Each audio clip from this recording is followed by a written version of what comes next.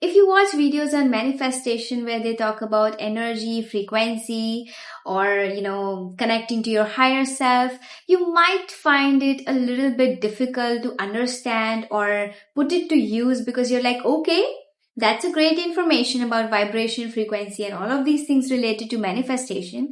But what do I do with it? How do I use it? I've got you. I'm going to share practical steps you can do to manifest anything that you want in life, because a few months ago I was barely surviving. I had no money, but right now I'm making good money from my 9 to 5. I'm doing what I love, which is sharing whatever I want to share, the knowledge that I've acquired throughout the years while, reading books and stuff. So yeah, these are practical ways that worked for me, and they will definitely work for you. So here they are. Step number 1, desire, or should I call it burning desire? Okay, the very first thing that you need to be clear about is your burning desire. A lot of people get it wrong. No wonder they cannot manifest it, because they are not even clear about the things that they want. Okay, they're like it's like putting a beach on Google Map, and then Google Map be like, which beach is it? Where are we going? Where are we heading? Listen, first of all, first thing that you need to check about your desire is the fact that, is it your own desire? Most of the time, we see other people having something and then we get influenced and we're like, maybe I also want it and it would be good to have it. Is that specifically something that you want to manifest, not something that is influenced by other people or the situation that is in front of you or the friends or family that are in front of you? It should not be influenced by other people. That is the first thing you check about your desire. Okay, it should be solely your own desire. Okay, and desire can literally be different depending on the person, and most of the time the mistake that we make is that we take on other people's desire. Check, first thing that you need to check is that, is it your own desire? You need to be extremely specific, guys, extremely specific. Okay, if it is money, numbers. If it is relationship, qualities. List them down. If you're not specific with your desire, if you don't know where you're going and you're just putting on random things on the map, Google Map, universe, you think you will reach there? No. You will take so many detours, So be specific, and it should be related to what you want. Step number 2, faith. I don't care you're doing imagination. I don't care you're doing scripting. I don't care you're doing your inner dialogues. I will come to the methods later on in some other videos because there are detailed methods, okay? But in general, if you're doing something to manifest and if you don't believe in it, if you don't have faith in it, it will never ever manifest, okay? That's how it works. If you don't believe in it, it will not happen. And believing in something means the whole universe will conspire to give it to you. Faith is extremely important. The fact that a person gets something in life even after, banging their head on the door hundreds of times is because they believed in it. If they were not sure, they might just give up. Oh, it's not working, let me just not give up. The reason why they cannot give up is because they believe in it. They know it will happen, okay? It's a fact for them. It's a declaration for them. It will happen. Okay, things are going in the opposite direction. I don't care, it will happen. Do you believe in it? Do you have faith in your desire? If you don't have faith in your desire, it's not gonna manifest. Most of the time, the mistake people make when it comes to having faith in something is that last night they imagined, let's say, a better lifestyle for them or a dream partner. Next morning, they're looking for it. Next morning, they're searching for it. They're like, oh, I imagined about having more money, but today I'm getting more bills, or things are just going south in the opposite direction. Manifestation is not real. I imagined, but nothing is working. That's not how it works, sweetheart. That's not how it works, okay?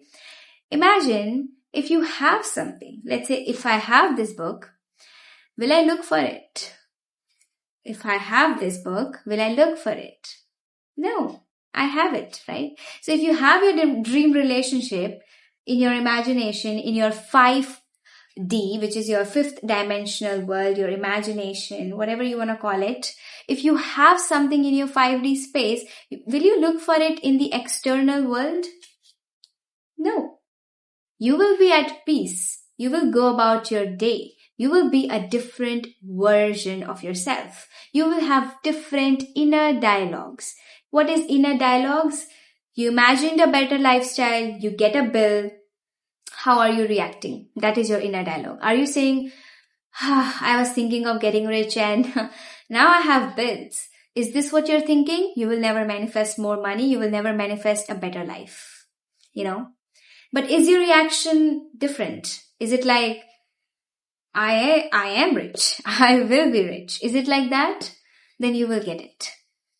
That is the inner dialogue I'm talking about. So if you have something, you will not look for it. You will be at peace. You will go about your day. If you're anxious, it means you don't have it. So you gotta believe in it. Step 3, auto-suggestion. A lot of people know that our brain is divided into 2 parts, conscious and subconscious. What they don't understand is that some people might say that you cannot consciously manifest something, right? But they are half right, half wrong. Let me make it clear for you. What is auto-suggestion? We will come to the definition later on, but first you need to understand something. Think of your subconscious mind as a garden, okay? Whatever type of seeds you grow in that garden are the type of crops that you will get, okay? If you are growing crops which are negative, which are not very in your favor, then your life will be a living hell, right? But if you grow good seeds in your subconscious mind, your life will be amazing, okay? So that's your subconscious. Now let's think of conscious mind as the gardener, right? The gardener will put the seed into the garden. So you need to first have a good relationship with the gardener. How do you do that? What auto-suggestion means is self-suggestion. It means what are your repeating thoughts throughout the day, okay? If every single day you're thinking of the same thoughts that I'm not good enough, I might not get the things that I want in life, I'm thinking too big, that big life is maybe not for me, my life is too difficult, I cannot get things. Every single time you're repeating these thoughts, this is the relationship you're building with your gardener. That's the types of seed that you're handing over to the gardener so that, the gardener will put that seed into your subconscious mind. Your gardener is very smart. This gardener will not let anybody in the garden, okay? But if you be friendly with the gardener, then you can just put in any kind of seed you want, negative or positive, okay? Now, how do we make gardener our friend? Repetition is the key. Every single day, if you are repeating awful things to yourself, guess the type of seeds that are, being put into your subconscious mind. Auto-suggestion is nothing but everything that you repeat to yourself all day long, Your dominant thought, the thing that you think about all day long, if you think you're a failure, you will eventually be a failure in your life. If you think no matter whatever is happening in my life, I will win, then you will win. Listen, we have thousands of thoughts every single second. Your conscious mind filters it out. And one thought, which is the dominant thought, which you say a lot of times, that one thought now becomes the seed for your subconscious mind. Okay? And so now, those are the crops that you will get in your life. So auto-suggestion is nothing but the inner conversation, the dominant thought you have, which will eventually reach your subconscious mind, and that's exactly how your life will look like.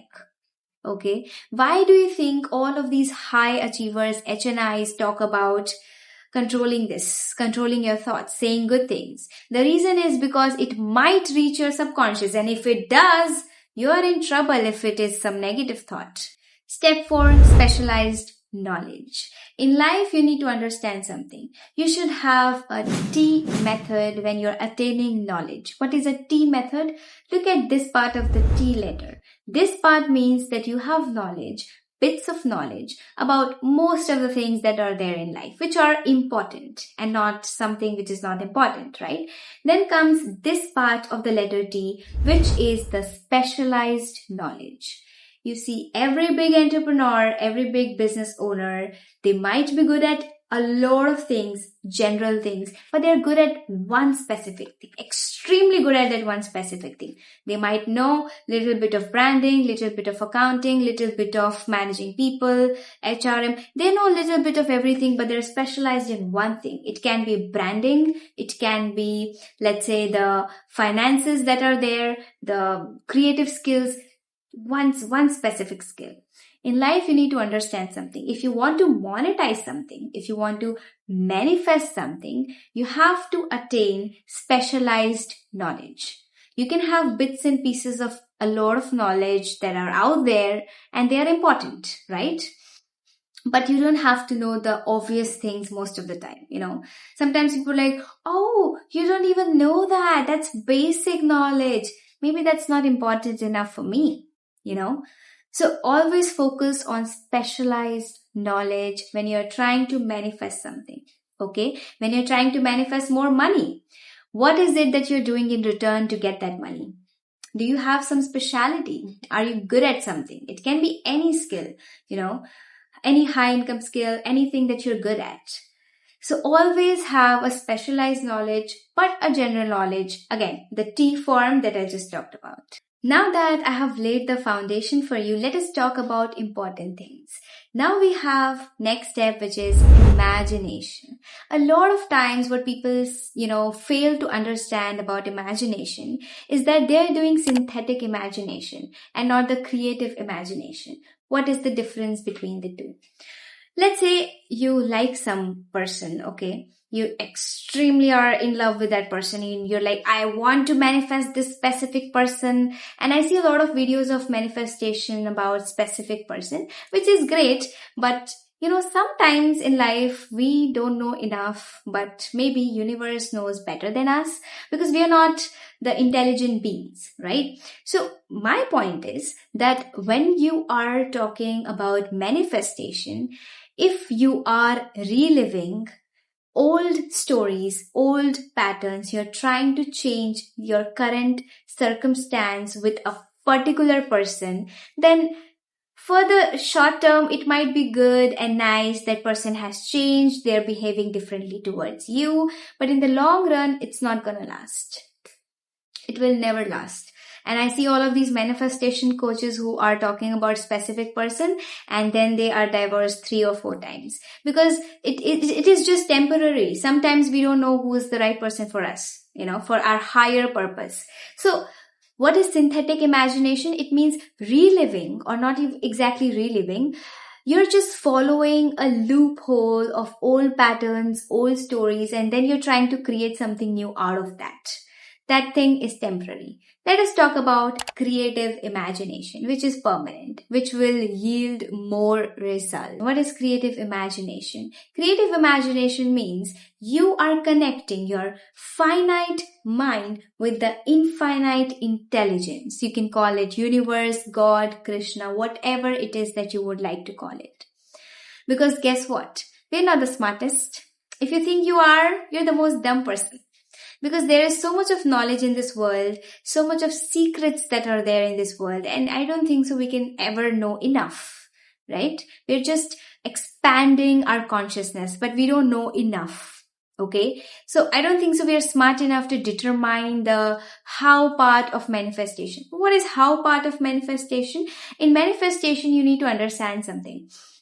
You should always be clear about the what. What is it that you want? What exactly it is that you want? Not the how. How is not our job. We have to take action. We have to do the things. But, using your brain to think, how will that thing happen? I think it's impossible. How will it work out? Our small brains cannot determine that. That is the reason why this is called a finite mind. And we need to connect this to the higher being, which is the infinite being. The hunches, the inspiration, the creativity, the intuition that we have for something that is coming from the infinite intelligence, not us. So I will give you my personal example. When I was trying to manifest my college back in the days, not back in the days, it's just been a few months since I've graduated. So when I was trying to manifest my college, I remember I was coming from Hyderabad to Delhi. And during that time, it took a lot of time to do the shifting and everything. And the moment we reached Delhi, all of us, we fall sick. I mean, Delhi's environment is pretty toxic. So I remember we fell for how many? I think 3-4 months we were not well. We were trying to recover. And during that time, I could not study properly for the CUET exam, right? And so there was this cousin brother who used to stay nearby my house, and he used to come every 3-4 days to ridicule me and, say things like, you should just get into a private university like Amity University or some other colleges. You should not wait on for Delhi University. You will not get it. You are not prepared. You should not even give exam. Don't bother giving exam. Nobody asked you, first of all. You don't determine what I can get and what I cannot get in life, okay? This is for me to determine anyways. So that happened, and my parents were like, maybe you should take a drop if you're not prepared or something. I was like, I'm not asking anybody. I will give the exam. I will get the college. Guess who graduated from Delhi University? Gargi College. I did. I manifested that. How did I do it?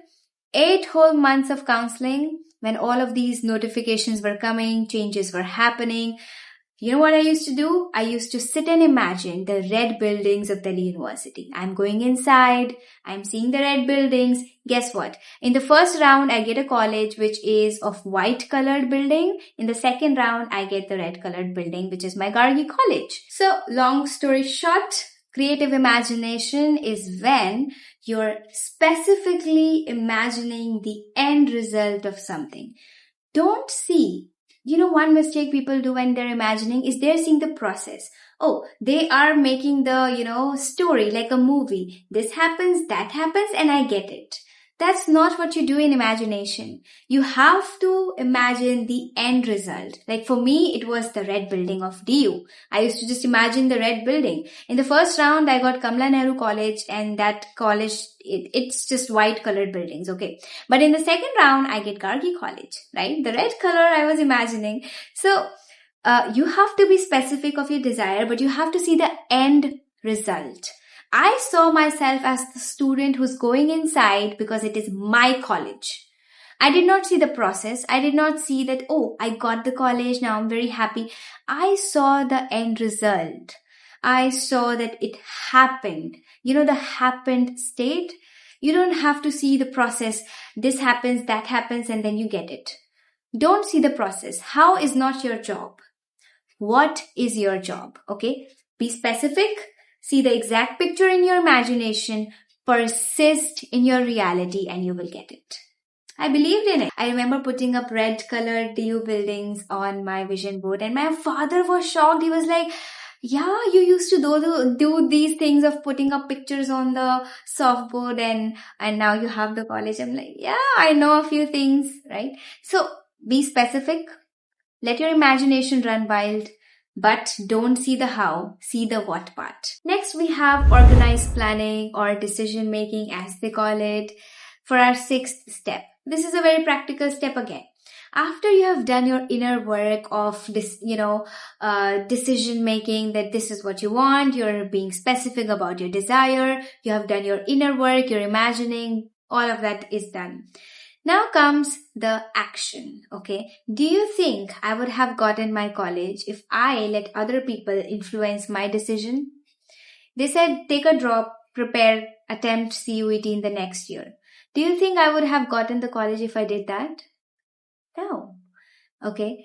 So I never let them influence me, my ideas, my vision. See, organized planning, decision making is simple. You are clear about what you want, you have imagined, you have done your inner work. Now it is time for action. Take the specific action that are needed for you to get those things. You have to take actions. If I did listen to these people, I would have not gotten it. You don't listen to other people. Take the action and you will eventually get the thing that you want. right? So what is important? You have to take action. Most of the time, people know exactly what they have to do. They just don't do it. Stop sabotaging yourself. Stop procrastinating, right? Make informed decisions. Take the steps that are needed, because without action, things will not happen. You have to move, okay?